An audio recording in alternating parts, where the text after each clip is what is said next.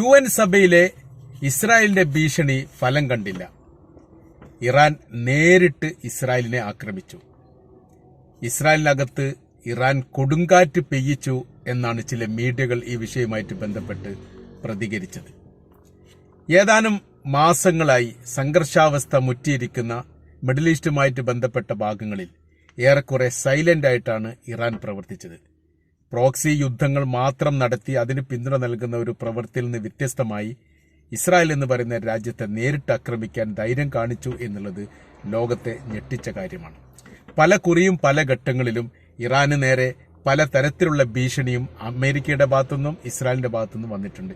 ഏറ്റവും ഒടുവിലായി UN അസംബ്ലിയിലാണ് Israel പ്രധാനമന്ത്രി ബെഞ്ചമിൻ നെതന്യാഹു ഇറാനെ പ്രത്യേകമായ രീതിയിൽ എടുത്തുകൊണ്ട് തന്നെ പറഞ്ഞു, ഇറാന്റെ അകത്ത് തങ്ങൾക്ക് എത്തിപ്പെടാൻ പറ്റാത്ത ഒരു മേഖല പോലും ബാക്കിയില്ല എന്നുള്ള കാര്യം ഇറാൻ മനസ്സിലാക്കണം. അതൊരു ഭീഷണിപ്പെടുത്തലും തങ്ങൾ വേണ്ടി വന്നാൽ ഈ മേഖലയിൽ അക്രമം നടത്തും എന്നുള്ളൊരു മുന്നറിയിപ്പുമാണ് നൽകിയത്.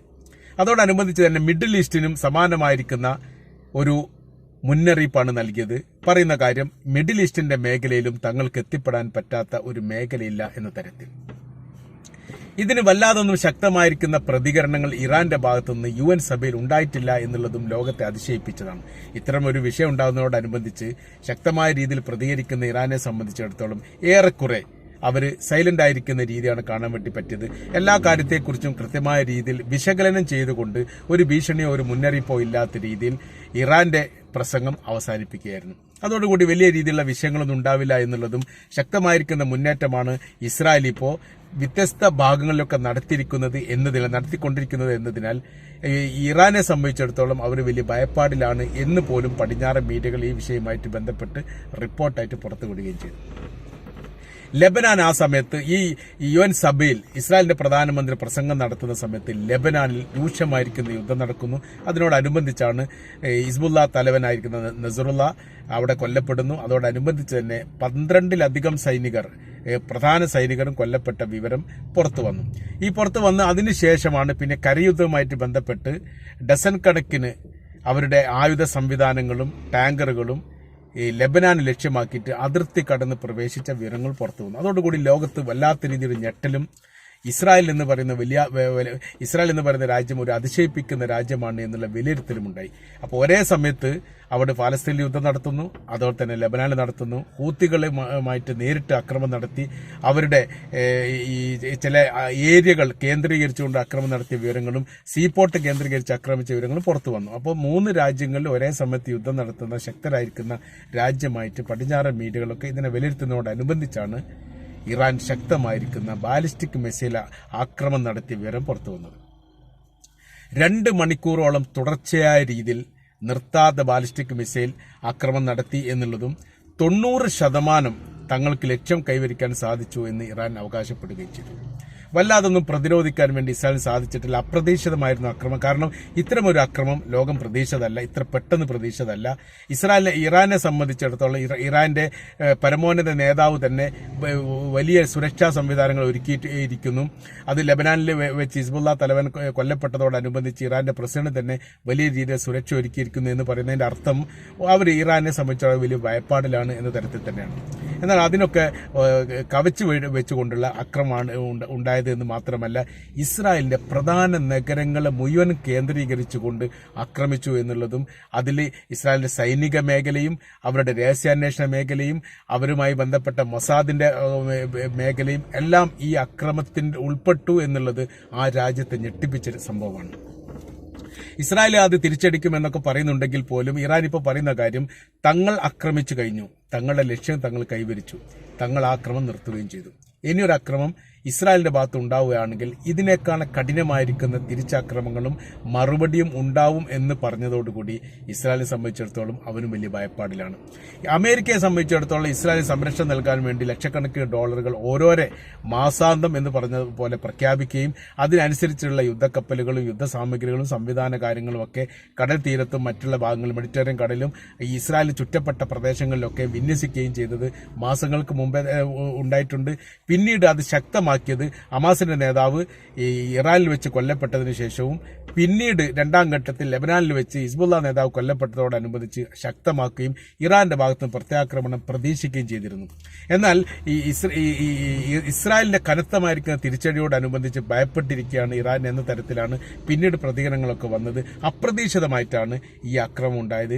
ഈ അക്രമത്തിൽ രാജ്യം മുഴുവനും ഭയന്ന് വിറച്ചു എന്ന തരത്തിലേക്കാണ് കാര്യങ്ങൾ പോകുന്നത്.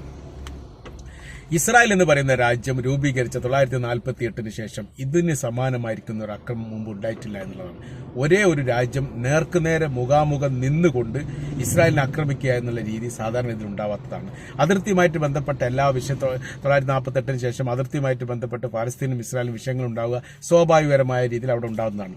ഈ ഒറ്റപ്പെട്ട രീതിയിൽ അതിർത്തിയുമായിട്ട് ബന്ധപ്പെട്ട സിറിയയിലും ലെബനാനിലും അക്രമം ഉണ്ടാവാറുണ്ട്.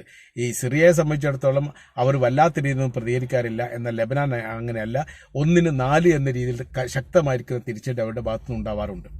ഇറാനെ സംബന്ധിച്ചിടത്തോളം അവർ ഇത്തരം കേസുകളിലൊന്നും ഇടപെടാറില്ല. പ്രോക്സി യുദ്ധത്തിന് സഹായിക്കുക എന്നല്ലാതെ രീതിയിൽ നേരിട്ട് ഇസ്രായേലുമായിട്ട് ഏറ്റുമുട്ടുന്ന സ്ഥിതിവിശേഷം അവർ ഉണ്ടാക്കാറില്ല എന്നതിനാൽ ഈ വിഷയത്തിലൊന്നും അവർ ഇടപെടാറില്ല. മുമ്പ് കാലത്തൊക്കെ ഇപ്പൊ രീതിക്കൊക്കെ വലിയ മാറ്റങ്ങൾ വന്നു. അപ്പോൾ സിറിയയിൽ വെച്ച് ഇറാന്റെ കോൺസുലേറ്റ് തകർത്ത് 11ഓളം ആളുകൾ കൊല്ലപ്പെട്ടതോടനുബന്ധിച്ചാണ് ആദ്യമായി ഇറാൻ ഇസ്രായേലിനെ ആക്രമിക്കുന്നത്. അതിൽ ഏകദേശം 300ഓളം മിസൈലുകൾ പതിച്ചു എന്നുള്ളതും 100-ലധികം മിസൈലിനെ അതിർത്തി ഭാഗങ്ങളിൽ വെച്ച് തകർക്കാൻ വേണ്ടി സാധിച്ചു എന്ന് പിന്നീട് അമേരിക്ക അവകാശപ്പെടുകയും ചെയ്തു. അമേരിക്കയും ബ്രിട്ടനും സംയുക്തമായ രീതിയിൽ ചേർന്നാണ് ജോർദാന്റെ അതിർത്തിയുമായിട്ട് ബന്ധപ്പെട്ടാണ് തകർച്ച ഉണ്ടായത്, അവിടെയാണ് തങ്ങൾ തകർത്തത് എന്ന് പറഞ്ഞു. അതങ്ങനെയല്ല എന്ന് ഈ ഇറാൻ അതിന് പ്രതികരണം നടത്തിയിട്ടൊന്നുമില്ല. അവർ പറഞ്ഞു തങ്ങൾ ആക്രമിച്ചിരിക്കുന്നു, തങ്ങൾ ആക്രമിച്ചതിന് പ്രത്യാക്രമണമായിട്ട് തങ്ങൾ അതിന് മറുപടി നൽകിയിരിക്കുന്നു. ഇനിയൊരു ആക്രമണം ഇസ്രായേലിന്റെ ഭാഗത്ത് തിരിച്ചിങ്ങോട്ടുണ്ടായാൽ ഇത് കനത്ത രീതിയിലുള്ള വില നൽകേണ്ടി വരും എന്നൊരു മുന്നറിയിപ്പ് ഇറാൻ പറഞ്ഞു. അതിനുശേഷം ഇസ്രായേലിന്റെ ഭാഗത്തുനിന്ന് തിരിച്ച് ഇറാനിലേക്ക് ഒരു ആക്രമണം ഉണ്ടായിട്ടില്ല. 2-3 മിസൈലുകളൊക്കെ ആകാശത്തിലൂടെ പോകുന്നത് കണ്ടു. അത് തങ്ങളെ ആകാശത്ത് വെച്ച് തന്നെ തകർത്തു എന്ന് ഇറാൻ പിന്നീട് അവകാശപ്പെട്ടു. എന്നാൽ ഇതിനാൽ വലിയ രീതിയിലുള്ള ആൾനാശങ്ങൾ ഉണ്ടായിട്ടുണ്ട് എന്ന് ഇസ്രായേൽ അവകാശപ്പെടുകയും ചെയ്തിട്ടില്ല എന്നതിനാൽ ആ കാര്യത്തിൽ ഇസ്രായേൽ പരാജയപ്പെട്ടുകൊണ്ട് അവർ ആയുധം വെച്ച് കീഴടങ്ങിയായിരുന്നു എന്നുള്ളതാണ് അതിന്റെ യാഥാർത്ഥ്യം. പിന്നീടാണ് കഴിഞ്ഞ ദിവസം ഇന്നലെ ഈ അക്രമം ഉണ്ടാകുന്നത്. ഈ അക്രമം അതിശക്തമായിരിക്കുന്ന അക്രമമാണ്. ജനങ്ങൾ മുഴുവനും ഭയപ്പാടുണ്ടായിരിക്കുന്നു. അവിടുത്തെ ജനങ്ങൾ സുരക്ഷിതരല്ല എന്നുള്ള ബോധ്യം അവർക്ക് വന്നിരിക്കുന്നു. ഏത് സമയം തങ്ങൾ ആക്രമിക്കപ്പെട്ടേക്കാം, അല്ലെങ്കിൽ തങ്ങളുടെ രാജ്യത്തിന്റെ അകത്തേക്ക് ഏത് സമയം ശത്രുപക്ഷത്തിന്റെ അക്രമങ്ങൾ ഉണ്ടാവാം. ഇസ്രായേലിന്റെ പ്രധാനമന്ത്രിയും ഇസ്രായേലിന്റെ ഗവൺമെന്റും സംവിധാനങ്ങളും അമേരിക്കയും പറയുന്ന രീതിയിലൊന്നുമില്ല കാര്യങ്ങൾ പോകുന്നത്.